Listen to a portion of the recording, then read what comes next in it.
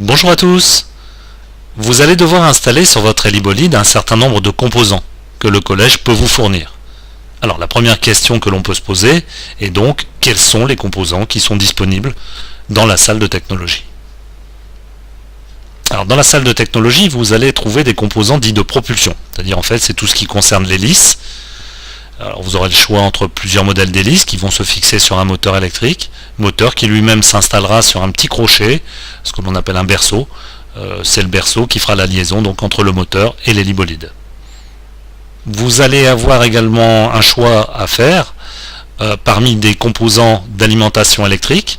Alors parmi ces composants, il y a des supports de piles, et puis il y a également des interrupteurs qui vont permettre de démarrer ou d'arrêter le moteur électrique. Et puis enfin, vous allez avoir accès à un certain nombre de roues pour la fonction de roulage sur le sol. Donc il va falloir faire un choix parmi les roues qui sont disponibles. Alors la deuxième question, une fois qu'on aura découvert tout le matériel disponible, c'est comment choisir ces composants. Alors pour choisir ces composants, il va falloir qu'on fasse un petit retour en arrière sur le cahier des charges que l'on a pu découvrir en début d'année. Et en petit rappel, on peut dire que notre véhicule doit avoir une masse qui est inférieure à 200 grammes, que son coût ne doit pas dépasser 8 € hors taxe, que la propulsion doit être assurée par une hélice qui va être placée à l'arrière du véhicule, hélice entraînée par un moteur électrique. Notre véhicule doit comporter 4 roues, sous forme de 2 trains, 2 roues à l'avant, 2 roues à l'arrière.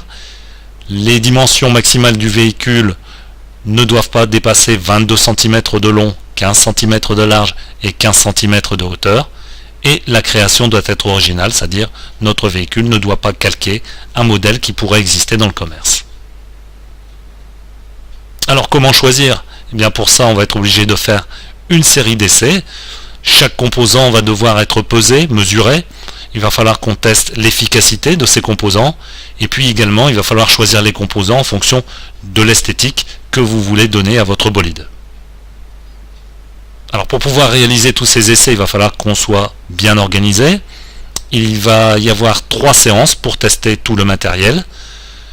Les îlots 1 et 4 vont avoir 3 séances consécutives, en commençant par un test de propulsion, puis un test de roulage et un test d'alimentation électrique. Les îlots 2 et 5 commenceront par l'alimentation électrique, puis ensuite feront des essais de propulsion et des essais de roulage. Et enfin, les îlots 3 et 6 commenceront par faire des essais de roulage, puis d'alimentation électrique, et enfin de propulsion. Merci de votre attention.